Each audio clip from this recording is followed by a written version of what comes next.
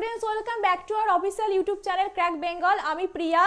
তো আজকে তোমাদের সাথে আলোচনা করব আমি এনটিপিসির। দেখো 2021 সালে 3 মার্চ যেই পরীক্ষাটা হয়ে গেছিলো সেটা, এটা আমার 8 নাম্বার সেট। তো তার আগে স্ক্রিনে তোমরা রুটিনটা দেখে নাও। আমার ক্লাস আছে ওয়েডনেসডে 7 PM এবং স্যাটারডেতে 7 PM এ। তো আমাদের প্রথম প্রশ্ন কি আছে, নিচের কোনটি একটি ইনপুট ডিভাইস? দেখো অপশন এ তে আছে মাউস, অপশন বি তে আছে প্রিন্টার, অপশন সি তে স্পিকার, অপশন ডি তে আছে মনিটর। তো মাউস এটা হচ্ছে একটা ইনপুট ডিভাইস। এর মাধ্যমে কি করি আমরা না, তথ্যগুলোকে ইনপুট করতে পারি, ঠিক আছে, মাউসের সাহায্যে, ঠিক আছে, কোনো ডেটা আমরা ইনপুট করতে পারি, দিতে পারি। আর প্রিন্টার, স্পিকার, মনিটর, এগুলোর মাধ্যমে এগুলো একটা, এই তিনটে হচ্ছে আউটপুট ডিভাইস। প্রিন্টারের সাহায্যে আমরা কোনো জিনিস, কোনো তথ্য প্রিন্ট করে বার করি, এটা প্রিন্টার হচ্ছে একটা আউটপুট ডিভাইস। স্পিকারও একটা আউটপুট ডিভাইস। এখানে বিভিন্ন আমরা যেসব অডিও আছে সেগুলো আমরা স্পিকারের মাধ্যমে শুনি কিছু, তার মানে আউটপুট হচ্ছে। আর মনিটর, এটা এই যে মনিটরের মাধ্যমে আমরা যে ডেটাটা ইনপুট করলাম সেটা আমরা স্ক্রিনে দেখতে পাই, তাহলে এটা হচ্ছে আউটপুট ডিভাইস। তাহলে এই যে এই তিনটে হচ্ছে আউটপুট ডিভাইস।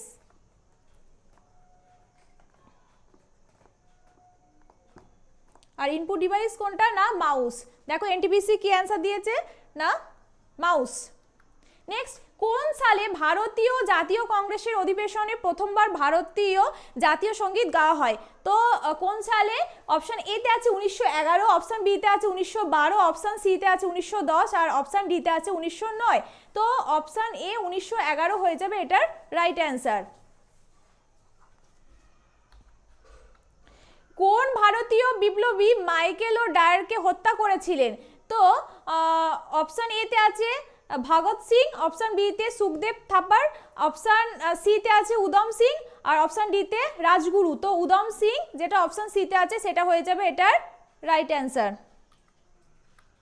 নন্দা দেবী জাতীয় উদ্যান কোন রাজ্যে অবস্থিত? অপশন এ তে আছে বিহার, অপশন বি তে আছে মধ্যপ্রদেশ, অপশন সি তে আছে উত্তরাখণ্ড, অপশন ডি তে আছে উত্তরপ্রদেশ। তো উত্তরাখণ্ড হয়ে যাবে এটা রাইট অ্যান্সার। এছাড়াও এখানে আর কি কি জাতীয় উদ্যান আছে? নন্দা দেবী ছাড়া আছে জিম করবেট,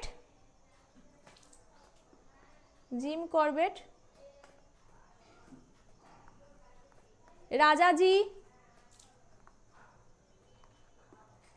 তারপরে আছে ভ্যালি অফ ফ্লাওয়ার্স,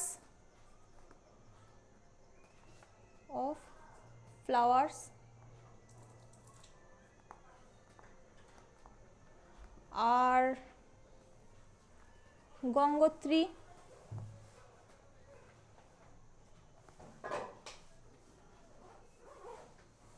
ওকে, আর বিহারে কি আছে? বাল্মীকি জাতীয় উদ্যান, আর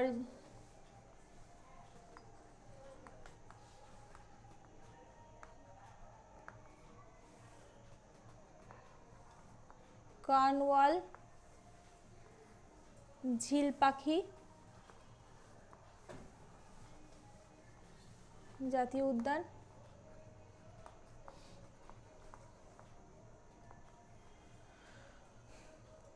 আর আছে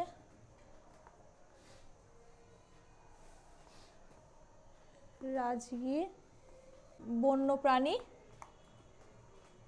অভয়ারণ্য। ওকে, আর এই নন্দা দেবী জাতীয় উদ্যান কোন রাজ্যে অবস্থিত? তাহলে অ্যান্সার হবে কি উত্তরাখণ্ড, যেটা আছে অপশন সি তে।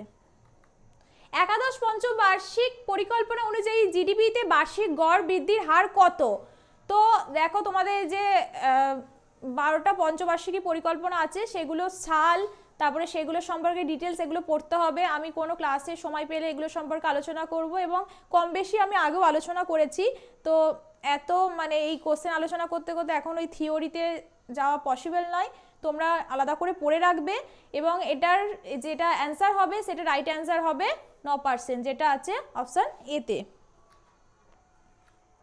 নিচের কোনটি মহারত্ন স্ট্যাটাস কোম্পানি নয়? তো কোনটা হবে না, MTNL, যেটা আছে অপশন ডি তে। আন্তর্জাতিক শ্রম সংস্থা প্রতিষ্ঠিত হয় কত সালে? না 28শে জুন 1919 সালে। অপশন ডি হবে রাইট অ্যান্সার। দেখো এনটিপিসি এটাই প্রোভাইড করেছে। কে ভারতে সিজদা প্রথা শুরু করেন? দেখো সিজদা এবং পাইবস প্রথা শুরু করেছিলেন সিজদা এবং পাইবস প্রথা চালু করেন কে? না গিয়াসউদ্দিন বলবন। এই গিয়াসউদ্দিন বলবনের আসল নাম কি ছিল?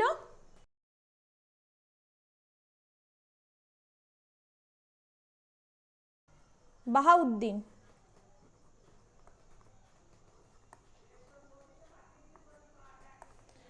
আর উপাধি কি উপাধি গ্রহণ করেন?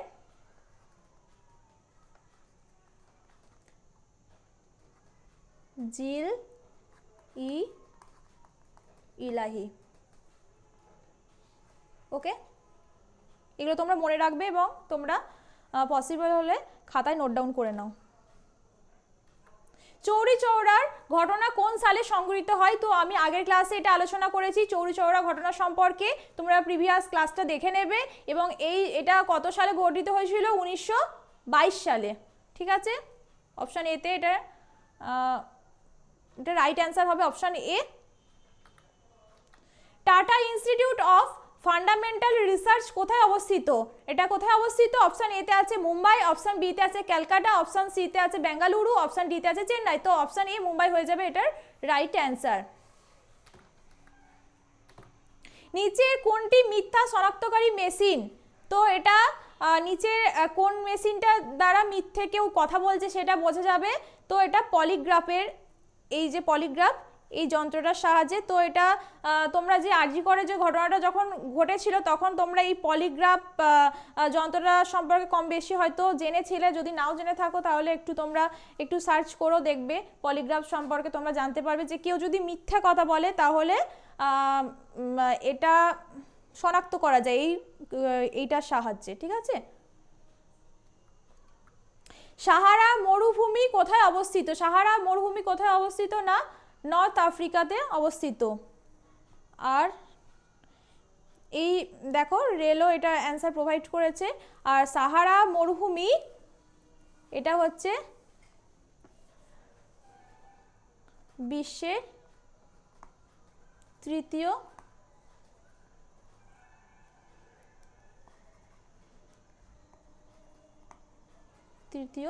বৃহত্তম গরম মরুভূমি। প্রথম আছে আন্টার্কটিকা, তারপর সেকেন্ড আছে আর্কটিক, তারপরে সাহারা। কম্পিউটারের প্রাথমিক মেমোরি কোনটি? কম্পিউটারের প্রাইমারি যে মেমোরি সেটা হচ্ছে র্যাম। তো অপশান এতে আছে। এই র্যামের ফুল ফর্ম অনেক সময় আসে র্যান্ডম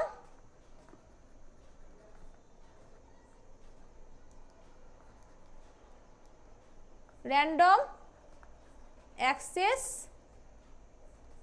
মেমোরি। তো এটা আমি যেভাবে মনে রেখেছি, দেখো এই র্যামের কিছু বৈশিষ্ট্য তোমরা নোট ডাউন করে রেখো।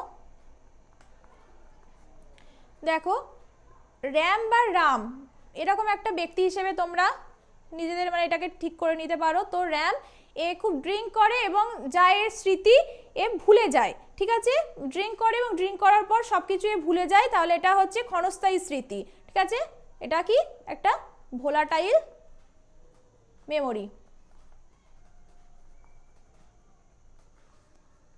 আর কি এটা সাহায্যে কোনো কিছু রিড অ্যান্ড রাইট দুটোই করা যায়, বোধ করা যায়। এই ব্যক্তিটা কি না ড্রিঙ্ক করলেও খুব হায়ার স্টাডিজ করেছে এবং রিড রাইট দুটোই করতে পারে, পড়তে লিখতে দুটোই পারে। ঠিক আছে, এইভাবে মনে রাখতে পারো read and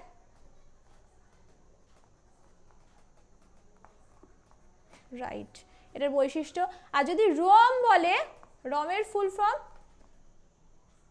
read only memory.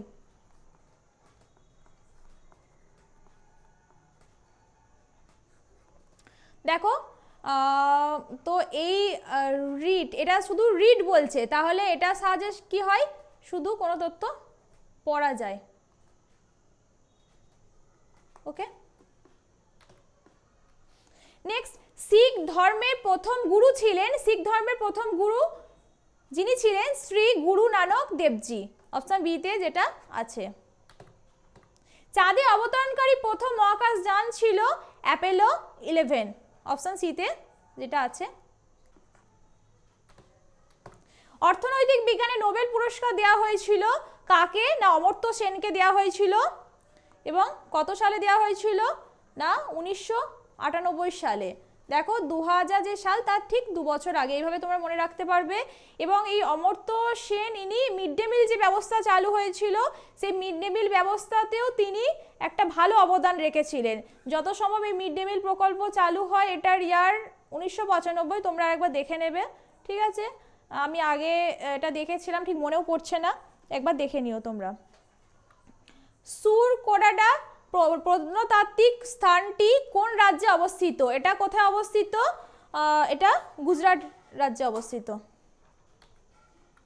কে ভারতের মিসাইল ম্যান নামে পরিচিত, কে, না ডক্টর এপিজে আব্দুল কালাম ইনি পরিচিত, যেটা অপশন বিতে আছে। ইনি 11তম উপরাষ্ট্রপতি ছিলেন ভারতের।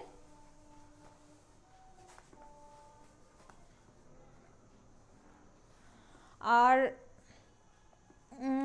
তিনি যে ভারতের যে প্রোগ্রাম 3, যেটা প্রোগ্রাম 3 যেই মিসাইলটা ছিল সেখানেও তার একটা ভালো অবদান রয়েছে, ঠিক আছে। আরবিআই এর সদর দপ্তর কোথায় অবস্থিত, দেখো আরবিআই সম্পর্কে এর আগের আমি আলোচনা করেছি আগের ক্লাসটায়। তো আরবিআই এর এটা আরবিআই কত সালে প্রতিষ্ঠিত হয়, না 1 এপ্রিল 1935 সালে। এবং কোথায় প্রতিষ্ঠিত হয়, না প্রথম কলকাতাতে, ঠিক আছে, কলকাতায়। এবং 2 বছর পর এটা স্থানান্তরিত হয় এবং সেটা মুম্বাইয়ে চলে যায়। তাহলে এখন এর সদর দপ্তর কি হবে, 2 বছর পর চলে যায়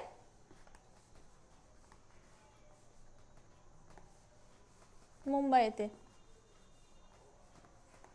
তাহলে আরবিআই এর সদর দপ্তর কোথায় অবস্থিত, এটার অ্যান্সার কি হবে, না মুম্বাই। মৃগনয়নী কা মহল এখানে অবস্থিত, মানে যেখানে অবস্থিত সেটা কি হবে, এটা রাইট অ্যান্সার গোয়ালিয়র হবে, এটা গোয়ালিয়রে অবস্থিত, যেটা অপশন ডি তে আছে। ভারতের গণপরিষদের প্রথম সভা অনুষ্ঠিত হয়েছিল 9 ডিসেম্বর 1946 সালে, যেটা অপশন এ তে আছে।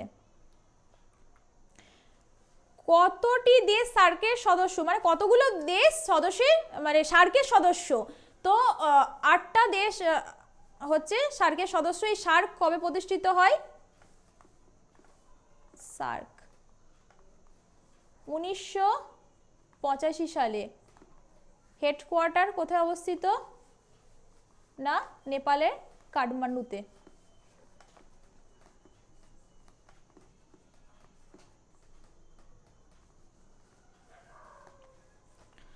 আর এর যে 8টা সদস্য ছিল কি কি, দেখো এক ভারত, বাংলাদেশ, তারপরে নেপাল, ভুটান, শ্রীলঙ্কা,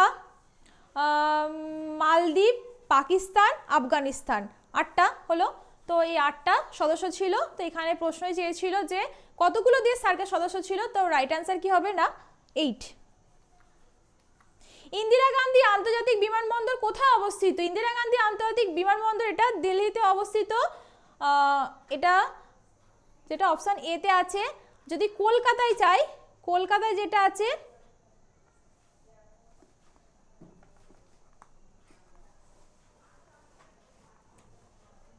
নেতাজি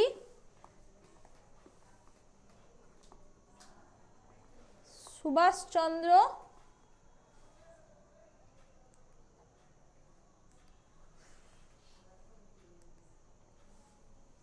বসু ইন্টারন্যাশনাল, ঠিক আছে বাংলায় তো, বসু আন্তর্জাতিক বিমানবন্দর।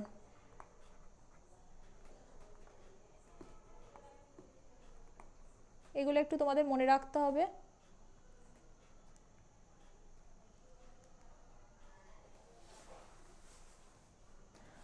মুম্বাইয়ে আছে ছত্রপতি শিবাজি আন্তর্জাতিক বিমানবন্দর।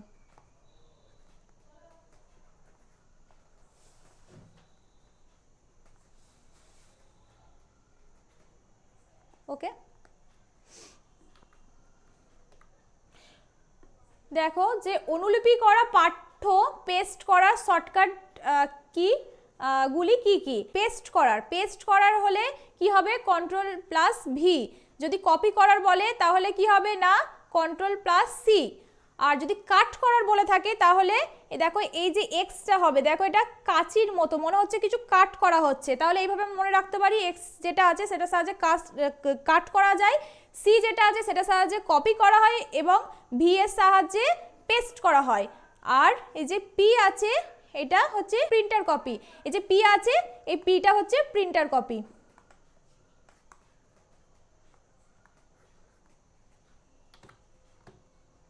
কেন্দুলি মেলা পালিত হয় কোথায়?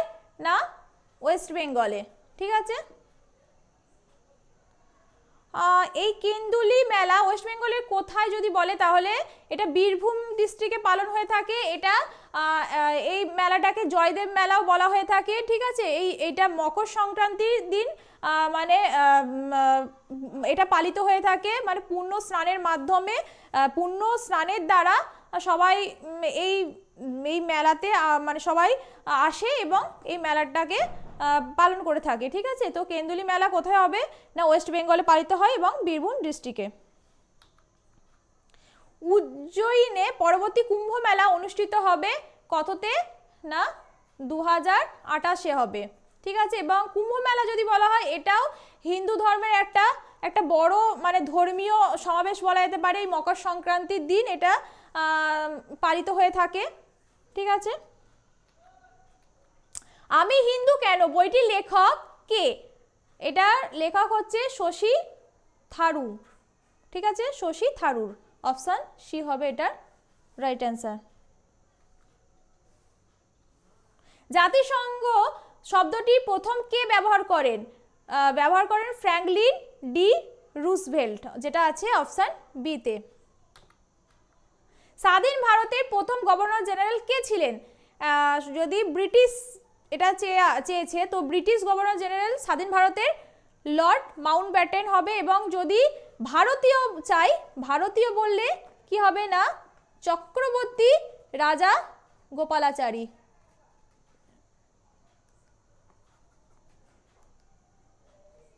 রাজা গোপালাচারী।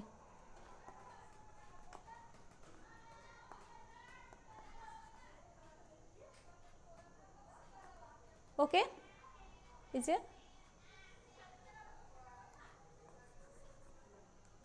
যে সি গোপালাচারী দেওয়া আছে। Indian council of medical research malaria elimination research alliance India চালু করেছে যাতে করে অগ্রাধিকার পরিকল্পনা এবং গবেষণার পরিমাণ বাড়াতে ভারত থেকে ম্যালেরিয়া নির্মূল করা যায়। এটার রাইট অ্যান্সার হবে কত সালে? না 2030 সালে। ছড়ি নৃত্য শৈলীর উৎপত্তি হয়েছে যে রাজ্য থেকে, সেটা কোথা থেকে? না হিমাচল প্রদেশ থেকে, যেটা আছে অপশন সিতে। তো আজকের আলোচনা আমি এখানেই শেষ করছি। তো স্ক্রিনে তোমরা একটা নাম্বার দেখতে পাচ্ছ, এই নাম্বারে তোমরা এনটিপিসি টাইপ করবে এবং আমরা তোমাদের হোয়াটসঅ্যাপ গ্রুপে জয়েন করিয়ে নেব। তো তোমরা এখানে ফুল গাইড পাবে আমাদের কাছ থেকে, সমস্ত ইনফরমেশন পেয়ে যাবে এবং তোমরা এখানে ফ্রিতে মক দিতে পারবে। নিজেদের প্রিপারেশনকে এগিয়ে নিয়ে চলো আমাদের সাথে, আমাদের পাশে থাকো এবং আমার ভিডিও যদি ভালো লেগে থাকে লাইক কমেন্ট অ্যান্ড শেয়ার করো। সবাইকে থ্যাংক ইউ সো মাচ।